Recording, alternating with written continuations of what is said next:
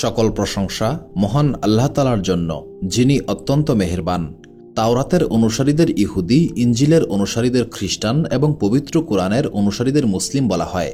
কিন্তু এটা আমরা অনেকেই জানি না জাবুর কিতাবের অনুসারীদের কি বলা হয় এবং বর্তমান সময়ে এই জাবুর কিতাবের অনুসারীরা কোথায় রয়েছেন। মহান আল্লাহ তাআলা প্রধান 4টি আসমানি কিতাব বিভিন্ন সময়ে নবীদের উপর নাজিল করেছেন। এই কিতাবগুলি পর্যায়ক্রমে হচ্ছে তাওরাত, জাবুর, ইঞ্জিল এবং পবিত্র কোরআন। তাওরাত কিতাব মুসা আলাইহিসসালামের উপর, জাবুর কিতাব দাউদ আলাইহিসসালামের উপর, ইঞ্জিল কিতাব ঈসা আলাইহিসসালামের উপর এবং পবিত্র কোরআন নবী করিম সাল্লাল্লাহু আলাইহি ওয়াসাল্লামের উপর নাজিল করা হয়েছে। এখানে একটি লক্ষণীয় বিষয় হচ্ছে ইসলামী ইতিহাস এবং সাহিত্যে আপনি কখনোই জাবুর কিতাব সম্পর্কে বিস্তারিত আলোচনা কিংবা এই কিতাবের সম্পূর্ণ ইতিহাস খুঁজে পাবেন না। এর কারণ হচ্ছে তাওরাত, ইঞ্জিল এবং পবিত্র কোরআনের মতো জাবুর কিতাবের ব্যাপারে কোনো আলোচনা করা হয় না। অনেকেই কমেন্টের মাধ্যমে জাবুর কিতাব সম্পর্কে বিস্তারিত জানতে চেয়েছেন। অনেকেই প্রশ্ন করেছেন, জাবুর কিতাব কি এখনও মূলরূপে সংরক্ষিত আছে নাকি এই কিতাব বিকৃত করা হয়েছে? এই কিতাবে মহান আল্লাহ তাআলা মানবজাতির উদ্দেশ্যে কি বলেছেন? জাবুর কিতাবে নবী করিম সাল্লাল্লাহু আলাইহি ওয়াসাল্লামের আগমন সম্পর্কে কি বলা হয়েছে? আজকের এই ভিডিওতে আমরা এই সমস্ত প্রশ্নের উত্তর খুঁজে বের করার চেষ্টা করব। পাশাপাশি আমরা অন্য আসমানি কিতাবসমূহে সংঘটিত পরিবর্তন এবং বিকৃতির বিষয়েও আলোচনা করব। মূল কাহিনীতে প্রবেশ করার আগে চ্যানেলটি সাবস্ক্রাইব করুন, ভিডিওটি লাইক করুন এবং যদি কাহিনীতে কোনো সংশোধনের প্রয়োজন হয় তবে মন্তব্য করতে ভুলবেন না। চলুন শুরু করা যাক।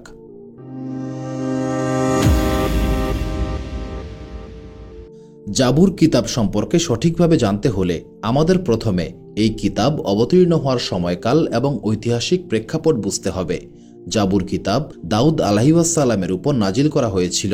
ইতিহাসের পাতায় আমরা দেখতে পাই বনি ইসরায়েল সম্প্রদায় প্রায় 400 বছর যাবৎ মিশরে গোলামির জীবন কাটিয়েছিল। তাদেরকে এই দাসত্বের শৃঙ্খল থেকে মুক্ত করতে মহান আল্লাহ তাআলা মুসা আলাইহিসসালামকে নবী হিসেবে পাঠিয়েছিলেন। মহান আল্লাহ তাআলা মুসা আলাইহিসসালামের উপর সর্বপ্রথম পূর্ণাঙ্গ আসমানি কিতাব তাওরাত নাজিল করেছিলেন।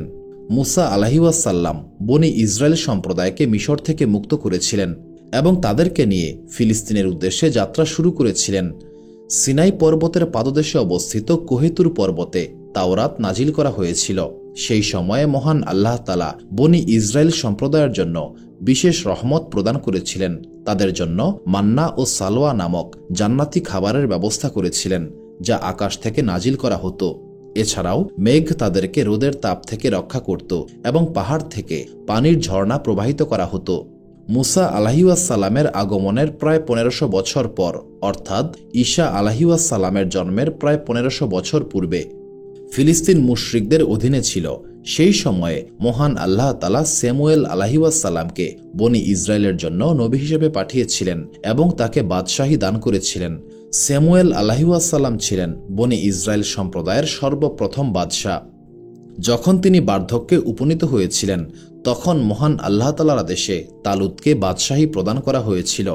তালুত খ্রিস্টপূর্ব 1020 থেকে 1000 সাল পর্যন্ত, অর্থাৎ ঈসা আলাইহিসসালামের জন্মের প্রায় 1000 বছর আগে ইসরায়েলের বাদশাহ ছিলেন। এই সময়কালে ফিলিস্তিনের মুশরিকদের সঙ্গে বনি ইসরায়েলের একটি গুরুত্বপূর্ণ যুদ্ধ সংঘটিত হয়েছিল। সেই সময় বনি ইসরায়েল সম্প্রদায় আর্থিক এবং সামরিক উভয় দিক থেকে অত্যন্ত দুর্বল অবস্থায় ছিল। ফিলিস্তিনি মুশরিকরা তাদের বিপুল সামরিক শক্তির কারণে অহংকারী কণ্ঠে বলেছিল, আমাদের সর্বশ্রেষ্ঠ যোদ্ধা জালুতকে যদি তোমাদের মধ্যে কেউ পরাজিত বা হত্যা করতে পারে তবে আমরা সমগ্র ফিলিস্তিন তোমাদের উপহার দেব, কোনো রকম যুদ্ধ ছাড়াই। এই চ্যালেঞ্জের পরিপ্রেক্ষিতে বনি ইসরায়েলের নেতা তালুত বলেছিলেন, যে ব্যক্তি জালুতকে হত্যা করতে পারবে সেই ব্যক্তির সঙ্গে আমার কন্যার বিয়ে দেব এবং সেই ব্যক্তি বনি ইসরায়েলের ভবিষ্যৎ বাদশাহ হবে। এই সংকটময় মুহূর্তে দাউদ আলাইহিসসালাম এগিয়ে এসেছিলেন। তৎকালীন সময়ে দাউদ আলাইহিসসালাম ছিলেন একজন সাধারণ মেষপালক। আরও অবাক করা বিষয় হচ্ছে সেই সময়ে দাউদ আলাইহিসসালাম ছিলেন একজন নিতান্তই কিশোর এবং তিনি কোনো প্রশিক্ষিত যোদ্ধা ছিলেন না।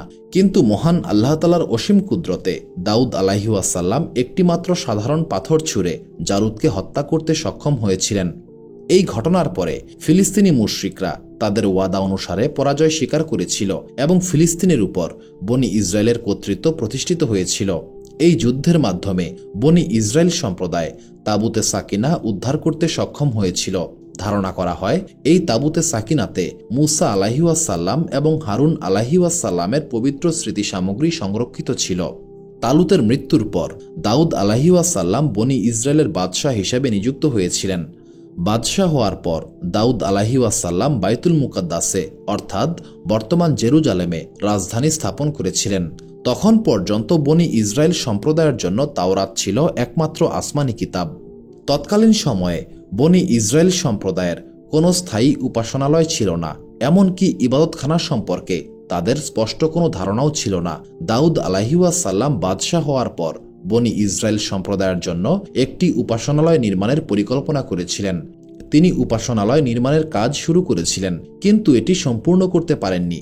পরবর্তীতে তার পুত্র সুলাইমান আলাইহিওয়াসাল্লাম এই নির্মাণ কাজ সম্পন্ন করেছিলেন। এই পবিত্র স্থানেই তাবুতে সাকিনা স্থাপন করা হয়েছিল এবং এই স্থানের নাম দেওয়া হয়েছিল বাইতুল মুকাদ্দাস। পরবর্তীকালে এই বাইতুল মুকাদ্দাস হাইকালে সুলাইমানি বা সুলাইমানের মন্দির হিসেবে পরিচিতি লাভ করেছিল। দাউদ আলাইহিওয়াসাল্লামের রাজত্বকালে বনি ইসরায়েল সম্প্রদায়ের কাছে তাওরাত কিতাব বিদ্যমান ছিল এবং তারা এই কিতাবের মাধ্যমেই তাদের জীবন পরিচালনা করত। তবে মহান আল্লাহ তাআলা দাউদ আলাইহিওয়াসাল্লাম এবং বনি ইসরায়েল জাতিকে আরও একটি আসমানি কিতাব দান করেছিলেন, যার নাম ছিল জাবুর। জাবুর শব্দের অর্থ হচ্ছে টুকরা বা খণ্ড বিশেষ। এখানে একটি বিশেষ লক্ষণীয় বিষয় হচ্ছে জাবুর কিতাবে নতুন কোনো শরীয়ত বা ধর্মীয় বিধান ছিল না। এই কিতাব মূলত মহান আল্লাহ তাআলার প্রশংসা এবং মহিমায় পরিপূর্ণ ছিল। জাবুর কিতাব নাজিলের পেছনে একটি গুরুত্বপূর্ণ কারণ ছিল। মহান আল্লাহ তাআলা দাউদ আলাইহিওয়াসাল্লামকে এমন এক অসাধারণ কণ্ঠস্বর দান করেছিলেন যা অন্য কোনো নবী রাসূলকে দান করা হয়নি। দাউদ আলাইহিওয়াসাল্লামের এই বিশেষ ক্ষমতার কথা পবিত্র কোরআনেও উল্লেখ করা হয়েছে। মহান আল্লাহ তাআলা দাউদ আলাইহিওয়াসাল্লামকে হাতের মাধ্যমে লোহা নরম করার অলৌকিক ক্ষমতাও দান করেছিলেন। জাবুর কিতাবে মূলত মহান আল্লাহ তাআলার প্রশংসা এবং মহিমা বর্ণনা করা হয়েছে। এই কারণে জাবুর কিতাবে তাওরাত, ইনজিল বা পবিত্র কোরআনের মতো বিধিবিধান, ঐতিহাসিক ঘটনার বিস্তারিত বিবরণ বা নৈতিক শিক্ষার মতো বিষয়গুলো অনুপস্থিত ছিল। অর্থাৎ জাবুর কিতাবের মাধ্যমে নতুন কোনো শরীয়ত বা ধর্মীয় আইন প্রতিষ্ঠিত হয়নি। তবে ইসলামিক স্কলারগণ এই বিষয়ে একমত যে জাবুর কিতাবে নবী করিম সাল্লাল্লাহু আলাইহি ওয়াসাল্লামের আগমনের ব্যাপারে স্পষ্ট ইঙ্গিত ছিল। জাবুর কিতাব নাজিল হওয়ার পর বনি ইসরায়েল সম্প্রদায়কে সুশৃঙ্খলভাবে ইবাদত এবং মহান আল্লাহ তাআলার প্রশংসা করার পদ্ধতি শেখানো হয়েছিল। যখন দাউদ আলাইহিওয়াসাল্লাম জাবুর কিতাব তেলাওয়াত করতেন, তখন সমগ্র প্রকৃতি, আকাশ, পাহাড়, নদী, প্রাণীকুল, পক্ষীকুল, পতঙ্গকুল, মৎস্যকুল সকলেই তার সুরের সঙ্গে একাত্ম হয়ে যেত। মহান আল্লাহ তাআলা দাউদ আলাইহিওয়াসাল্লামের কণ্ঠস্বরে এমন এক অপূর্ব মাধুর্য দান করেছিলেন যে যখন তিনি জাবুর তেলাওয়াত করতেন, তখন শ্রোতাদের মনে হতো যেন তারা জান্নাতের সুর শুনছেন। দাউদ আলাইহিওয়াসাল্লামের ইন্তেকালের মাধ্যমে সেই অলৌকিক সুরের অবসান ঘটেছিল। তবে দাউদ আলাইহিওয়াসাল্লামের ইন্তেকালের পরেও বনি ইসরায়েলিরা হাইকালে সুলাইমানি বা বাইতুল মুকাদ্দাসে জাবুর তেলাওয়াত করত। বর্তমান সময়েও ইহুদিরা তাদের মন্দিরে এই জাবুর কিতাব তেলাওয়াত করে থাকে। কিন্তু দুঃখের বিষয় হচ্ছে হাজার হাজার বছর ধরে জাবুর কিতাব প্রজন্ম থেকে প্রজন্মে হস্তান্তরিত হতে হতে এর মূল রূপ এবং প্রকৃতি অনেকাংশেই হারিয়ে গেছে। বর্তমানে এই কিতাব পরিপূর্ণভাবে সংরক্ষিত নেই বলেই বেশিরভাগ ইসলামিক স্কলার মত প্রকাশ করেছেন। এই সমস্ত আসমানি কিতাব বিশেষ করে মুসা আলাইহিওয়াসাল্লামের উপর নাজিলকৃত তাওরাত এবং দাউদ আলাইহিওয়াসাল্লামের জাবুরকে একসঙ্গে আহলে কাদিম বা ওল্ড টেস্টামেন্ট হিসেবে অভিহিত করা হয়। অন্যদিকে ঈসা আলাইহিওয়াসাল্লামের উপর নাজিলকৃত ইনজিলকে আহলে জাদিদ বা নিউ টেস্টামেন্ট বলা হয়ে থাকে। এখানে আমি আপনাদের জন্য জাবুর কিতাবের কয়েকটি আয়াত বাংলায় অনুবাদ করে উপস্থাপন করছি, যাতে এই পবিত্র কিতাবের মূল বার্তা এবং উদ্দেশ্য আপনারা সহজেই বুঝতে পারেন। আমার রবই হচ্ছেন একমাত্র রক্ষক এবং পালনকর্তা, যার অপার করুণায় আমার কোনো প্রকার অভাব থাকবে না, যিনি আমাকে সবুজ তৃণভূমিতে শান্তিতে বিশ্রাম নেওয়ার সুযোগ দিয়েছেন, নদীর কিনারে আমাকে প্রশান্তি দিয়েছেন। তিনি আমার ক্লান্ত আত্মাকে নতুন করে শক্তি দিয়ে থাকেন। তার পবিত্র নামের মহিমা প্রকাশের জন্য আমাকে সরল পথে পরিচালিত করেন। এমনকি মৃত্যুর অন্ধকারাচ্ছন্ন এলাকা অতিক্রম করার সময়ও আমি কোনো ভয় পাই না, কারণ আমার রব সর্বদাই আমার সঙ্গে রয়েছেন। আমার রবের অফুরন্ত অনুগ্রহে আমার জীবন পাত্র কখনোই খালি থাকবে না। নিশ্চিতভাবে আমার রবের করুণা এবং কল্যাণ আমাকে আজীবন অনুসরণ করবে এবং আমি অনন্তকাল যাবৎ মহান আল্লাহ তাআলার রহমতের ছায়াতে বসবাস করব। আসমানি কিতাবসমূহ নাজিলের ধারাবাহিকতা অনুসারে জাবুরের অবস্থান দ্বিতীয়। পবিত্র কোরআনে স্পষ্টভাবে উল্লেখ করা হয়েছে, এই মহিমান্বিত কিতাব দাউদ আলাইহিসসালামের উপর অবতীর্ণ করা হয়েছিল। কিন্তু বর্তমান সময়ে ইহুদি এবং খ্রিস্টান ধর্মীয় মতবাদ অনুসারে জাবুর কিতাবকে দাউদ আলাইহিসসালামের দ্বারা রচিত গীত সংকলন এবং তার বাণী সমগ্র হিসেবেই বিবেচনা করা হয়, যা ইসলামী বিশ্বাসের সঙ্গে সম্পূর্ণ সাংঘর্ষিক। জাবুর কিতাব মোট ১৫০টি অধ্যায়ে বিভক্ত। হিব্রু ধর্মীয় ঐতিহ্য অনুসারে জাবুর কিতাবকে ৫টি প্রধান খণ্ডে বিভক্ত করা হয়েছে। প্রথম ভাগে রয়েছে ৪১টি অধ্যায়, দ্বিতীয় ভাগে সংকলিত হয়েছে ৩১টি অধ্যায়, তৃতীয় এবং চতুর্থ ভাগে রয়েছে ১৭টি করে অধ্যায় এবং পঞ্চম ও শেষ ভাগে স্থান পেয়েছে ৪৪টি অধ্যায়। জাবুর কিতাবের ১২০ থেকে ১৩৪ নং অধ্যায়গুলি উপদেশমূলক বাণী হিসেবে বিশেষ পরিচিতি লাভ করেছে। সমগ্র জাবুর কিতাবের মধ্যে ১১৯ নম্বর অধ্যায়টি দৈর্ঘ্যের দিক থেকে সবচেয়ে বড়। এই অধ্যায়ে মোট ১৭৬টি আয়াত সংকলিত করা হয়েছে। এই অধ্যায়টিকে আবার ৮টি ভাগে বিভক্ত করা হয়েছে। প্রতিটি উপবিভাগ হিব্রু বর্ণমালার ধারাবাহিকতা অনুসারে সজ্জিত করা হয়েছে। অন্যদিকে ১১৭ নম্বর অধ্যায়টি দৈর্ঘ্যের দিক থেকে সবচেয়ে ছোট। এই অধ্যায়ে মাত্র ২টি আয়াত রয়েছে। ধর্মতাত্ত্বিক গবেষকগণ জাবুর কিতাবের অধ্যায়সমূহকে বিভিন্ন বিষয়ভিত্তিক শ্রেণীতে বিভক্ত করেছেন। এদের মধ্যে উল্লেখযোগ্য হচ্ছে মহান আল্লাহ তাআলার মহিমা এবং প্রশংসা সম্বলিত অংশ, শোক ও বিলাপমূলক অংশ, কৃতজ্ঞতা এবং শুকরিয়া জ্ঞাপনের অংশ, জ্ঞানগর্ভ এবং প্রজ্ঞামূলক বক্তব্য এবং অনুশোচনা ও তওবা সংক্রান্ত অংশ। জাবুর কিতাবের সমগ্র বিষয়বস্তু মূলত মহান আল্লাহ তাআলার মহিমা এবং তার অসীম গুণাবলীর বর্ণনায় পরিপূর্ণ। এই বিশেষ ধরনের বৈশিষ্ট্যের কারণে বর্তমান বিশ্বে জাবুরকে স্বতন্ত্র শরীয়ত হিসেবে অনুসরণকারী কোনো ধর্মীয় সম্প্রদায় অবশিষ্ট নেই। অন্যান্য আসমানি কিতাবের মতো জাবুরকে নির্দিষ্ট জাতি বা গোষ্ঠীর জন্য বিশেষ বিধান হিসেবে গণ্য করা হয় না, কারণ মহান আল্লাহ তাআলার প্রশংসা এবং মহিমা বর্ণনা করা সকল ধর্মের সাধারণ ও সার্বজনীন বৈশিষ্ট্য। এই মৌলিক বিষয়টিতে সকল ধর্ম এবং সকল মতের অনুসারীদের মধ্যে পূর্ণ ঐক্যমত বিদ্যমান। দাউদ এবং সুলাইমান আলাইহিসসালামের পরবর্তী সময়ে বনি ইসরায়েল জাতি ধীরে ধীরে পাপের মধ্যে ডুবে গিয়েছিল। বনি ইসরায়েল সম্প্রদায় জাদুবিদ্যা চর্চা, সুদ খাওয়া, সামাজিক অবিচার এবং অন্যান্য নিষিদ্ধ কর্মকাণ্ডে লিপ্ত হয়ে পড়েছিল। এরপর তারা তাওরাতের বাণীগুলিকেও বিকৃত করতে শুরু করেছিল এবং অর্থের বিনিময়ে তাওরাতের অনেক অংশই পরিবর্তন করে ফেলেছিল। এই ভয়াবহ পরিস্থিতিতে মহান আল্লাহ তাআলা বনি ইসরায়েল জাতিকে সংশোধনের জন্য ঈসা আলাইহিসসালামকে বনি ইসরায়েলের শেষ নবী হিসেবে পাঠিয়েছিলেন। ঈসা আলাইহিসসালাম মূলত তাওরাতের শরীয়তকেই বহাল রেখেছিলেন। তিনি তাওরাতের মূল বিষয়গুলিকে অক্ষুণ্ণ রেখে ইনজিলের মাধ্যমে কিছু অতিরিক্ত নৈতিক নির্দেশনা এবং আধ্যাত্মিক শিক্ষা সংযোজন করেছিলেন। কিন্তু দুঃখজনকভাবে বনি ইসরায়েল সম্প্রদায় ঈসা আলাইহিসসালামকেও প্রত্যাখ্যান করেছিল এবং তাকে মিথ্যুক বলে আখ্যায়িত করেছিল। প্রায় ২০০০ বছর পূর্বে ঈসা আলাইহিসসালামের আগমনের মাধ্যমে বনি ইসরায়েল সম্প্রদায়ের মধ্যে নবুয়তের ধারা চিরতরে সমাপ্ত হয়েছিল। তখন থেকে নবুয়তের ধারা ইব্রাহিম আলাইহিসসালামের দ্বিতীয় পুত্র ইসমাইল আলাইহিসসালামের বংশে স্থানান্তরিত হয়েছিল।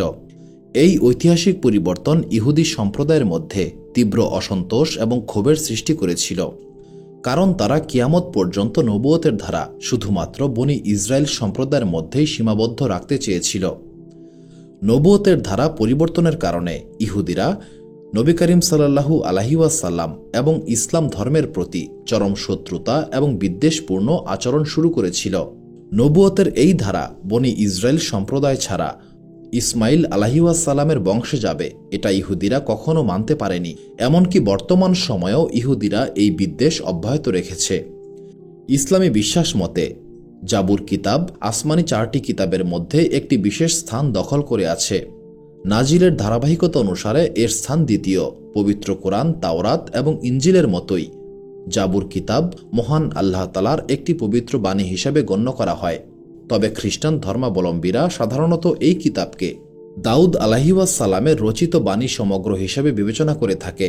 খ্রিস্টানদের বিশ্বাস অনুসারে দাউদ আলাইহিসসালাম মহান আল্লাহ তাআলার মহিমা বর্ণনা করে এই গীতগুলি রচনা করেছিলেন। ইহুদি ধর্মের পবিত্র গ্রন্থ তানাকের মধ্যে জাবুর একটি অত্যন্ত গুরুত্বপূর্ণ অংশ হিসেবে স্বীকৃত। ইহুদি আলেমদের মতে এই বাণীসমূহের বেশিরভাগটাই দাউদ আলাইহিসসালাম নিজে রচনা করেছিলেন এবং বাকি অংশ সুলাইমান আলাইহিসসালাম রচনা করেছিলেন। ইহুদি ধর্মীয় অনুষ্ঠানগুলিতে নিয়মিতভাবে এই জাবুরের আয়াত পাঠ করা হয়। জাবুর কিতাবটি 5টি প্রধান সংকলনে বিভক্ত করা হয়েছে। প্রথম সংকলনে রয়েছে 1 থেকে 41 পর্যন্ত অধ্যায়, দ্বিতীয় সংকলনে রয়েছে 42 থেকে 72 পর্যন্ত অধ্যায়, তৃতীয় সংকলনে রয়েছে 73 থেকে 89 পর্যন্ত অধ্যায়, চতুর্থ সংকলনে রয়েছে 90 থেকে 106 পর্যন্ত অধ্যায় এবং পঞ্চম ও শেষ সংকলনে রয়েছে 107 থেকে 150 পর্যন্ত অধ্যায়। জাবুর কিতাবের বেশিরভাগ অধ্যায় দাউদ আলাইহিসসালামের জীবন এবং কর্মের সঙ্গে সম্পর্কিত। বাইবেল গবেষকদের মতে মোট 150টি অধ্যায়ের মধ্যে 73টি অধ্যায় সরাসরি দাউদ আলাইহিসসালাম নিজে রচনা করেছিলেন। এছাড়াও 12টি অধ্যায় আসাফ নামে পরিচিত একজন ব্যক্তি রচনা করেছিলেন, যিনি দাউদ আলাইহিসসালামের সময়কালে একজন প্রখ্যাত কবি ছিলেন। ইনজিল কিতাবের বিভিন্ন অংশে জাবুর কিতাবের অধ্যায়সমূহ উল্লেখ করা হয়েছে।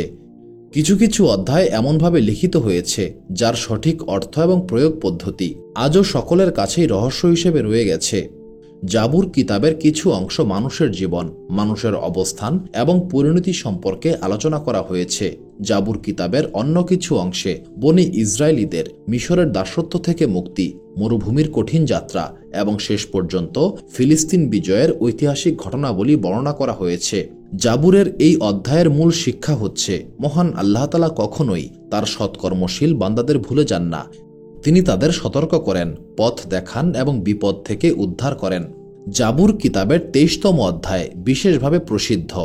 আমার রব আমার রক্ষাকর্তা, এই বাক্য দিয়ে 23তম অধ্যায় শুরু হয়েছে। এই অধ্যায় প্রায় সকল খ্রিস্টান এবং ইহুদিদের মুখস্থ, বিশেষ করে যখন তারা কোনো সংকট বা কঠিন পরিস্থিতির সম্মুখীন হয় তখন তারা বারবার এই সূরা পাঠ করে সান্ত্বনা লাভ করে। নবী করিম সাল্লাল্লাহু আলাইহি ওয়াসাল্লামের আগমনের ব্যাপারে পূর্ববর্তী আসমানি কিতাবসমূহে ইঙ্গিত দেওয়া হয়েছে। জাবুরের 118তম অধ্যায়ে বলা হয়েছে, রবের প্রশংসা কর, কেননা তিনি পরম দয়ালু, তার করুণা চিরস্থায়ী।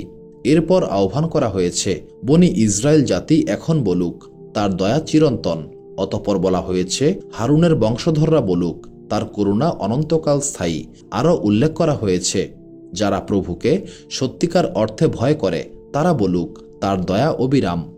পরবর্তী 5 থেকে 18 নং অধ্যায়সমূহে বিস্তারিতভাবে বর্ণনা করা হয়েছে কিভাবে শত্রুরা দাউদ আলাইহিসসালামকে চতুর্দিক থেকে অবরুদ্ধ করেছিল এবং কিভাবে ফিলিস্তিনের সমগ্র গোত্র একত্রিত হয়ে দাউদ আলাইহিসসালামের বিরুদ্ধে যুদ্ধের প্রস্তুতি নিয়েছিল। কিন্তু দাউদ আলাইহিসসালাম এবং তার অনুসারীরা একমাত্র মহান আল্লাহ তাআলার কাছেই সাহায্য প্রার্থনা করেছিলেন এবং শুধুমাত্র তার উপরই পূর্ণ আস্থা রেখেছিলেন। তখন মহান আল্লাহ তাআলা দাউদ আলাইহিসসালাম এবং তার অনুসারীদের শত্রুদের কবল থেকে মুক্তি দিয়েছিলেন। এরপর এই বক্তব্যে একটি মহান ভবিষ্যদ্বাণী করা হয়েছে, তারা তাদের সমস্ত শত্রুকে পরাজিত করবে। শত্রুরা তাদের ধ্বংস করার জন্য সর্বাত্মক চেষ্টা করার পরেও তারা টিকে থাকবে এবং অবিরাম মহান আল্লাহ তাআলার প্রশংসা করবে। তারা অগণিত কঠিন পরীক্ষার সম্মুখীন হয়েছিল, কিন্তু পরিশেষে মহান আল্লাহ তাআলাই তাদেরকে রক্ষা করেছিলেন। জবুর কিতাবের 19 নম্বর অধ্যায়ে একটি গুরুত্বপূর্ণ ঐতিহাসিক বক্তব্য রয়েছে, যেখানে স্পষ্টভাবে উল্লেখ করা হয়েছে, রবের ঘর মুশরিকরা দখল করবে। সেখানে তারা ইব্রাহিম আলাইহিসসালামের যুগের মতো মূর্তিও স্থাপন করবে, কিন্তু তোমাদের রব একজন বাদশাকে পাঠাবেন।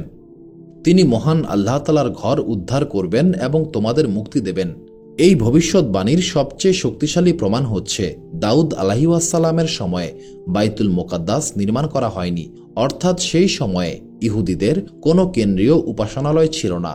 অথচ এই বক্তব্যে বারবার মহান আল্লাহ তাআলার ঘরের কথা উল্লেখ করা হয়েছে। আয়াতে স্পষ্ট বলা হয়েছে আল্লাহ তাআলার ঘর মুশরিকরা দখল করবে। আমরা ইতিহাস থেকে জানতে পারি পবিত্র কাবা শরীফ আরবের মুশরিকরা দখল করে রেখেছিল। জাবুর কিতাবের ভবিষ্যৎবাণীতে আরও বলা হয়েছে আল্লাহ তাআলার ঘরে ইব্রাহিম আলাইহিসসালামের যুগের মতো মূর্তি স্থাপন করা হবে। ঐতিহাসিকভাবে এটা প্রমাণিত যে পবিত্র কাবা ঘরে ছোট বড় মিলিয়ে ৩০০-র বেশি মূর্তি ছিল। এরপর জাবুর কিতাবে আরেকটি গুরুত্বপূর্ণ ভবিষ্যৎবাণী করা হয়েছে, কোণের পাথর উদ্ভাসিত হবে। এই ভবিষ্যৎবাণী সরাসরি বনি ইসমাইলের সঙ্গে সম্পর্কিত। এর গভীর অর্থ হচ্ছে বনি ইসমাইল জাতি বিশ্বের কাছে অবহেলিত হলেও আগামী দিনে তারা হাজরে আসওয়াদের মতোই সম্মানিত হবে। আজ আমরা স্পষ্ট দেখতে পাচ্ছি এই ভবিষ্যৎবাণী কিভাবে বাস্তবায়িত হয়েছে। হাজরে আসওয়াদ, যা কাবা শরীফের একটি কালো পাথর, সেটা সমগ্র মুসলিম উম্মার জন্য অত্যন্ত পবিত্র এবং সম্মানিত বস্তু হিসেবে গণ্য করা হয়। অথচ এক সময় বনি ইসমাইল সম্প্রদায়কে বিশ্ববাসী তুচ্ছতাচ্ছিল্য করত। এই ভবিষ্যৎবাণীর চূড়ান্ত অংশে বনি ইসমাইলের জন্য বিশেষভাবে দোয়া করা হয়েছে। সেখানে বলা হয়েছে, আমরা তোমাকে মহান আল্লাহ তাআলার ঘর থেকে দোয়া দিয়েছি। এই সমস্ত প্রমাণ একত্রিত করলে এটা পরিষ্কারভাবে বোঝাই যায় এই ভবিষ্যৎবাণী সরাসরি মক্কা নগরী এবং পবিত্র কাবাকে কেন্দ্র করে করা হয়েছে এবং এতে নবী করিম সাল্লাল্লাহু আলাইহি ওয়াসাল্লামের আগমন সম্পর্কে সুস্পষ্ট ইঙ্গিত রয়েছে। ইহুদি এবং খ্রিস্টানরা অবশ্য এই ভবিষ্যৎবাণীকে শেষ নবীর আগমনের ভবিষ্যৎবাণী হিসেবে স্বীকার করে না। তারা এই সত্যকে গোপন করার জন্য নানা ধরনের অপকৌশলের আশ্রয় নিয়েছিল। বিশেষ করে ইহুদি পণ্ডিতরা দাউদ আলাইহিসসালামের নাম এই অধ্যায় থেকে মুছে ফেলার চেষ্টা পর্যন্ত করেছিল। বর্তমানে প্রচলিত জাবুর গ্রন্থে নতুন অনেক কিছুই যুক্ত করা হয়েছে এবং অনেক কিছুই পরিবর্তন করা হয়েছে। লিবান নামক একজন প্রখ্যাত ইহুদি পণ্ডিত ভবিষ্যৎবাণী করে বলেছিলেন, এমন এক সময় আসবে যখন বাঁশ থাকবে না, বাঁশিও বাজবে না। তার এই উক্তির অর্থ ছিল এই, এক সময় দাউদ আলাইহিসসালামের এই ভবিষ্যৎবাণীর সমস্ত যোগসূত্র ছিন্ন হয়ে যাবে, ফলে জাবুর কিতাব তার মূল গুরুত্ব হারাবে। কিন্তু মহান আল্লাহ তাআলার অলৌকিক ব্যবস্থাপনায় ঈসা আলাইহিসসালাম তার ইনজিল কিতাবে এই ভবিষ্যৎবাণীকে স্পষ্টভাবে পুনর্ব্যক্ত করেছেন, যেই কারণে এই সত্যকে এখন আর অস্বীকার করা বা গোপন করার কোনো উপায় নাই। ইহুদি এবং খ্রিস্টান পণ্ডিতরা অবশ্য আরেকটি যুক্তি উপস্থাপন করে বলেন যে এই সমস্ত বক্তব্য দাউদ আলাইহিসসালামের হতেই পারে না। তাদের দাবি অনুসারে জাবুর কিতাবে বাইতুল্লাহ বা আল্লাহ তাআলার ঘর, কোরবানি এবং কোরবানির স্থানের উল্লেখ থাকায় এটি দাউদ আলাইহিসসালামের সময়ের ঘটনা নয়। তারা যুক্তি দেখান হাইকালে সুলাইমানি বা সুলাইমানের মন্দির দাউদ আলাইহিসসালামের মৃত্যুর পর সুলাইমান আলাইহিসসালাম নির্মাণ করেছিলেন। তাই তাদের মতে দাউদ আলাইহিসসালামের জীবনোদ্দশায় মহান আল্লাহ তাআলার ঘর সম্পর্কিত কোনো শব্দ ব্যবহারের কথা নয়। কিছু ব্যাখ্যাকারী এই আয়াতগুলির সম্পূর্ণ ভিন্ন অর্থ দাঁড় করাতে চেয়েছেন। তারা বলতে চান এই বিষয়বস্তু দাউদ আলাইহিসসালামের নয়, বরং বাবিলের বন্দি দশা থেকে ফিরে আসা বনি ইসরায়েলের ঘটনা। তাদের ব্যাখ্যা অনুসারে বখতে নসর জেরুজালেম ধ্বংস করার পর বনি ইসরায়েল সম্প্রদায়কে বাবিলে নির্বাসিত করেছিলেন। এই ঘটনার প্রায় ১০০ বছর পর জুলকারনাইন বাদশাহ তাদেরকে মুক্তি দিয়েছিলেন। তাদের দাবি অনুসারে কোনো অজ্ঞাত ব্যক্তি জেরুজালেমে ফিরে এসে হাইকালি সুলাইমানি দেখে এই কথাগুলি বলেছিল, কিন্তু এই ব্যাখ্যার শুরুর অংশই তাদের এই দাবিকে সম্পূর্ণ ভুল প্রমাণ করে। যেমন আমরা আগেই আলোচনা করেছি, দাউদ আলাইহিসসালাম বাদশাহ হিসেবে নিরন্তর শত্রুদের দ্বারা আক্রান্ত হয়েছিলেন এবং নিজের জীবন রক্ষার জন্য সংগ্রাম করেছিলেন। শেষ পর্যন্ত মহান আল্লাহ তাআলার অসীম করুণায় তিনি তার সকল শত্রুর উপর বিজয়ী হয়েছিলেন এবং এই সম্পূর্ণ কাহিনী বাইবেলে সুস্পষ্টভাবে বর্ণিত হয়েছে। এই অধ্যায়ে দাউদ আলাইহিসসালামের জীবন সংগ্রামের কাহিনী অত্যন্ত সংক্ষেপে বর্ণিত হয়েছে। এই বর্ণনার সঙ্গে বাবিলের বন্দি দশা থেকে ফিরে আসা ইহুদিদের কোনো সম্পর্ক নেই।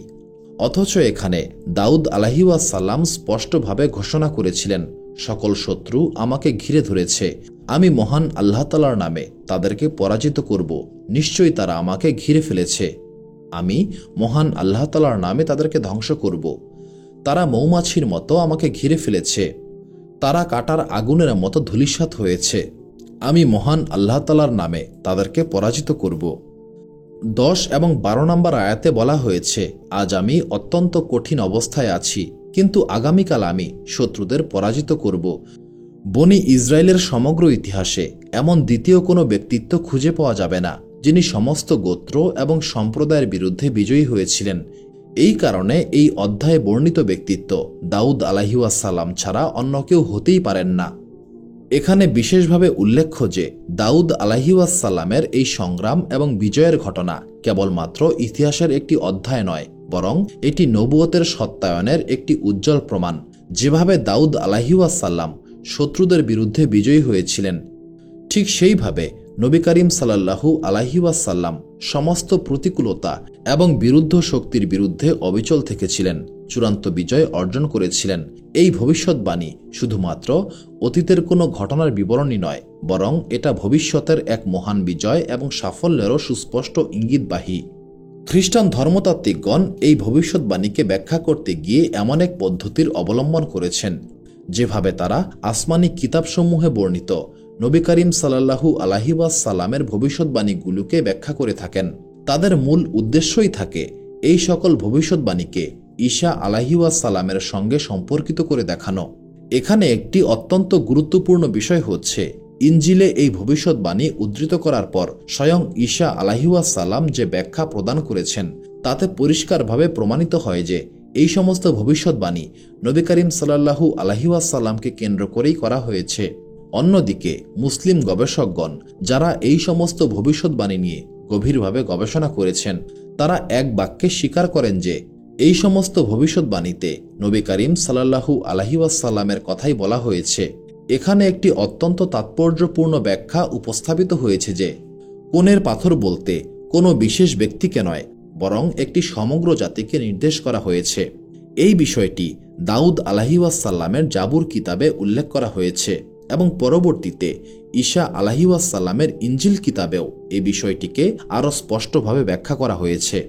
ইনজিলের মথি গ্রন্থের ২১তম অধ্যায়ের ২৩তম আয়াতে একটি অত্যন্ত তাৎপর্যপূর্ণ ঘটনার বিবরণ পাওয়া যায়। এখানে দেখা যায় ঈসা আলাইহিওয়াসাল্লাম হাইকালে সুলাইমানিতে অর্থাৎ বাইতুল মুকাদ্দাসে দাঁড়িয়ে মানুষকে দাওয়াত দিচ্ছিলেন। এমন সময় ইহুদি আলেমগণ ঈসা আলাইহিওয়াসাল্লামকে উদ্দেশ্য করে বলল, কোন অধিকারে আপনি এই সমস্ত করছেন? এইসব প্রশ্নের উত্তরে ঈসা আলাইহিওয়াসাল্লাম প্রথমে ইহুদি আলেমদের কুফরি এবং ভ্রান্তির ব্যাপারে সতর্ক করেছিলেন। এরপর তিনি রূপক ভাষায় ইহুদি আলেমদের বুঝিয়ে দিয়েছিলেন তাদের উপর মহান আল্লাহ তাআলার গজব নাজিল হবে এবং নবুয়তের ধারা বনি ইসরায়েল থেকে চলে যাবে। ঈসা আলাইহিওয়াসাল্লাম বলেছিলেন, আমি তোমাদের বলছি, আল্লাহ তাআলার রাজত্ব তোমাদের থেকে কেড়ে নেওয়া হবে এবং এমন এক জাতিকে দেওয়া হবে যারা সম্মানিত হবে, আর যে ওই পাথরের উপর পড়বে সে চূর্ণ বিচূর্ণ হয়ে যাবে, আর যার উপর এই পাথর পড়বে সে ঘুরিয়ে যাবে। যখন ইহুদি আলেমরা এই রূপক বক্তব্য শুনেছিলেন, তখন তারা পরিষ্কারভাবে বুঝতে পেরেছিলেন যে এটা ইহুদি সম্প্রদায়ের বিরুদ্ধে বলা হয়েছে। সেই জন্য ইহুদিরা তৎক্ষণাৎ ঈসা আলাইহিওয়াসাল্লামকে গ্রেফতার করার চেষ্টা করেছিল, কিন্তু সাধারণ মানুষের ভয়ে তা করতে ব্যর্থ হয়েছিল, কারণ সাধারণ মানুষ ঈসা আলাইহিওয়াসাল্লামকে নবী হিসেবে মান্য করত। এখানে ঈসা আলাইহিওয়াসাল্লাম স্পষ্ট ভাষায় ঘোষণা করেছিলেন, মহান আল্লাহ তাআলা বনি ইসরায়েল সম্প্রদায়কে নেতৃত্ব থেকে অপসারণ করবেন এবং সেই নেতৃত্ব অন্য কোনো জাতিকে দিয়ে দেবেন। এই পাথর দ্বারা এখানে বনি ইসমাইল জাতিকেই বোঝানো হয়েছে, যাদের সম্পর্কে ইহুদিরা অবজ্ঞা এবং তাচ্ছিল্য প্রকাশ করত। এই তুচ্ছ এবং অবহেলিত জাতিই হবে সেই কোণের পাথর যা ভবিষ্যৎবাণীতে উল্লেখ করা হয়েছে। বিশেষভাবে লক্ষণীয় যে যখন দাউদ আলাইহিওয়াসাল্লাম কাবায় দাঁড়িয়ে এই ভবিষ্যৎবাণী করেছিলেন, তখন কোণের পাথর বলতে তিনি সরাসরি হাজরে আসওয়াদকেই ইঙ্গিত করেছিলেন, যা কাবার একটি কোণের সবচেয়ে সম্মানিত স্থানে অবস্থিত। বনি ইসমাইল জাতি, যারা একসময় সাধারণ পাথরের মতোই তুচ্ছ এবং অবহেলিত ছিল, তারা অচিরেই হাজরে আসওয়াদের মতো সমগ্র বিশ্বে সর্বাধিক সম্মানিত জাতি হিসেবে আত্মপ্রকাশ করবে। ঈসা আলাইহিওয়াসাল্লাম আরও স্পষ্টভাবে ব্যাখ্যা করেন যে এই জাতি এমন শক্তি এবং প্রভাব নিয়ে আসবে যা অন্য সকল পরাশক্তিকে চূর্ণ বিচূর্ণ করে ফেলবে। নবী দাউদ এবং ঈসা আলাইহিওয়াসাল্লামের এই ভবিষ্যৎবাণী অক্ষরে অক্ষরে বাস্তবায়িত হয়েছে। যে আরবদের সম্পর্কে ইহুদিরা উম্মি বা অশিক্ষিত বলে উপহাস করত এবং সমগ্র বিশ্ব যাদেরকে তুচ্ছ তাচ্ছিল্য করত, কিন্তু দাউদ আলাইহিওয়াসাল্লামের ভবিষ্যৎবাণী অনুসারে এই জাতি পরবর্তীতে বিশ্বের পরাশক্তিগুলিকে এমনভাবে পরাজিত করেছিল যে তাদের বিরুদ্ধে যেই জাতি সংঘর্ষে লিপ্ত হয়েছে তারাই ধ্বংস হয়ে গেছে। অন্যদিকে ঈসা আলাইহিসসালামের অনুসারীদের ইতিহাস পর্যালোচনা করে দেখা যায় সম্পূর্ণ ভিন্ন চিত্র। প্রাথমিক কয়েক শতাব্দীতে তারা চরম অত্যাচারের শিকার হয়েছিল। তারা কখনোই অন্য কোনো জাতিকে পরাজিত করতে পারেনি, বরং তারা বারবার অন্য জাতির দ্বারা পরাজিত ও নিপীড়িত হয়েছে। আমরা সকলেই জানি পবিত্র কোরআন ছাড়া অন্যান্য সকল আসমানি কিতাব নানাভাবে পরিবর্তন এবং বিকৃতির শিকার হয়েছে। পবিত্র কোরআনই একমাত্র আসমানি কিতাব যা মূল রূপে আজও অক্ষুণ্ণ রয়েছে এবং এর সংরক্ষণের দায়িত্ব স্বয়ং মহান আল্লাহ তাআলা নিজের হাতে গ্রহণ করেছেন। এই মহাগ্রন্থ মানব জাতির সকল প্রয়োজন মেটানোর পূর্ণাঙ্গ ব্যবস্থা উপস্থাপন করেছে। মহান আল্লাহ তাআলার বিশেষ হেফাজতে থাকায় এটা যাবতীয় বিকৃতি থেকে সম্পূর্ণ সুরক্ষিত অবস্থায় আছে। এটাই সেই কিতাব যা মহান আল্লাহ তাআলা আমাদের প্রিয় নবী সাল্লাল্লাহু আলাইহি ওয়াসাল্লামের উপর অবতীর্ণ করেছেন এবং সমগ্র ইতিহাস জুড়ে এর একটি বিন্দু পরিমাণও পরিবর্তন হয়নি। অন্যদিকে ইসলামের সত্যতা এবং পবিত্র কোরআনের অপরিবর্তনীয় অবস্থান দেখে ইসলাম বিরোধী শক্তিগুলি ভীত হয়ে পড়েছে। বিশেষ করে পশ্চিমা বিশ্ব এবং আমেরিকার মতো শক্তিশালী রাষ্ট্রগুলি কোরআনের যুদ্ধ সংক্রান্ত আয়াতগুলিকে বিকৃত করতে চায়। তারা ইসলামকে কেবল একটি শান্তির ধর্ম হিসেবে চিত্রিত করার জন্য পবিত্র কোরআনের মূল শিক্ষাকে বিকৃত করার অপকৌশলে লিপ্ত হয়েছে। আপনারা হয়তো অনেকেই জানেন না, আমেরিকা সম্প্রতি মুসালসাল তাওহিদ নামের একটি বই প্রকাশ করেছে, যা কুয়েতে বিক্রি এবং বিতরণ করা হচ্ছে। এই বইয়ের মাধ্যমে তারা পবিত্র কোরআনের মূল বাণীকে বিকৃত করার চেষ্টা চালাচ্ছে, কিন্তু এই সমস্ত অপকৌশল সাধারণ মুসলিমদের সামনে ব্যর্থ হয়ে যায়। পবিত্র কোরআনের বিরুদ্ধে এই ধরনের ষড়যন্ত্র নতুন কিছু নয়। নবী করিম সাল্লাল্লাহু আলাইহি ওয়াসাল্লামের সময় থেকেই পবিত্র কোরআনকে বিকৃত করার চেষ্টা চলে আসছে, কিন্তু আশ্চর্যের বিষয় হল আজ পর্যন্ত কেউই এতে সফল হয়নি। পবিত্র কোরআন হাফেজদের অন্তরে লিখিত আকারে এবং বর্তমানে ডিজিটাল পদ্ধতিতে সকলভাবেই সংরক্ষিত হচ্ছে। বিশ্বের কোনো শক্তি এই আসমানি কিতাবকে মুছে ফেলতে বা পরিবর্তন করতে সমর্থ হবে না। ইসলাম হল মহান আল্লাহ তাআলার পক্ষ থেকে সর্বশেষ পূর্ণাঙ্গ এবং চূড়ান্ত জীবন ব্যবস্থা। এটা মানব প্রকৃতি এবং বুদ্ধি বিবেকের সঙ্গে পুরোপুরি সামঞ্জস্যপূর্ণ। পূর্বের আসমানি কিতাবসমূহ যেমন তাওরাত এবং ইনজিল বিকৃত করা হয়েছে এবং বর্তমানে এই কিতাবগুলি যুগের চাহিদা পূরণে অক্ষম। তাই মহান আল্লাহ তাআলা সকল যুগের জন্য পবিত্র কোরআনকে নির্বাচন করেছেন এবং পবিত্র কোরআনকে সকল ধরনের বিকৃতি থেকে সুরক্ষিত করেছেন। পবিত্র কোরআন সরাসরি জিব্রাইল আলাইহিসসালামের মাধ্যমে নবী করিম সাল্লাল্লাহু আলাইহি ওয়াসাল্লামের উপর অবতীর্ণ হয়েছে। এই কিতাব নাজিল হওয়ার মুহূর্ত থেকেই সাহাবায়ে কেরাম রাদিয়াল্লাহু তাআলা আনহু তা লিখে সংরক্ষণ করেছেন এবং অসংখ্য হাফেজ এই কোরআন মুখস্থ করে রেখেছেন। সালাত আদায় করার সময়, বিশেষ করে পবিত্র রমজান মাসে কোরআন তিলাওয়াতের মাধ্যমে এই কিতাব অবিরাম সংরক্ষিত হয়ে আসছে। এখানে একটি মৌলিক পার্থক্য লক্ষণীয়। খ্রিস্টানদের ধর্মগ্রন্থ সংরক্ষণ পদ্ধতি শুধুমাত্র মৌখিক বর্ণনার উপর নির্ভরশীল ছিল। তাদের কাছে ঈসা আলাইহিসসালামের জীবনোদ্দশার লিখিত কোনো প্রামাণ্য দলিল নেই। অত্যন্ত দুঃখজনকভাবে বর্তমান সময়ে কিছু মুসলিম পবিত্র কোরআন সম্পর্কে সন্দেহ পোষণ করতে শুরু করেছে। তারা ভুলভাবে এই ধারণা করছে যে পবিত্র কোরআনের কিছু অংশ পরিবর্তিত হয়েছে, আবার কিছু অংশ হারিয়ে গেছে। কিন্তু একজন সত্যিকারের মুসলিম হিসেবে আমাদের কর্তব্য হল মহান আল্লাহ তাআলার এই বাণীর উপর অটুট বিশ্বাস রাখা। আমাদের স্পষ্টভাবে এটা বুঝতে হবে, এই পৃথিবীর কোনো শক্তি পবিত্র কোরআন পরিবর্তন করতে পারবে না। আমাদের সকলের উচিত পবিত্র কোরআন নিয়ে গভীরভাবে চিন্তা ভাবনা করা এবং অর্থহীন গুজবের পরিবর্তে পবিত্র কোরআন তেলাওয়াত করা এবং তা বোঝার চেষ্টা করা। মহান আল্লাহ তাআলা আমাদের সবাইকে পবিত্র কোরআন পড়ার, বোঝার এবং বাস্তব জীবনে তা অনুসরণ করার তৌফিক দান করুন, আমিন। সুপ্রিয় দর্শক মণ্ডলী, প্রতিদিন নতুন নতুন ভিডিও পেতে আমাদের চ্যানেলটি অবশ্যই সাবস্ক্রাইব করুন এবং পাশে থাকা বেল আইকনটি প্রেস করতে অবশ্যই ভুলবেন না, এবং সেই সাথে আপনার যে কোনো মতামত আমাদের জানাতে আমাদের ভিডিওতে অবশ্যই কমেন্ট করুন। আশা করি আপনারা সবাই ভালো থাকবেন এবং সুস্থ থাকবেন। আসসালামু আলাইকুম।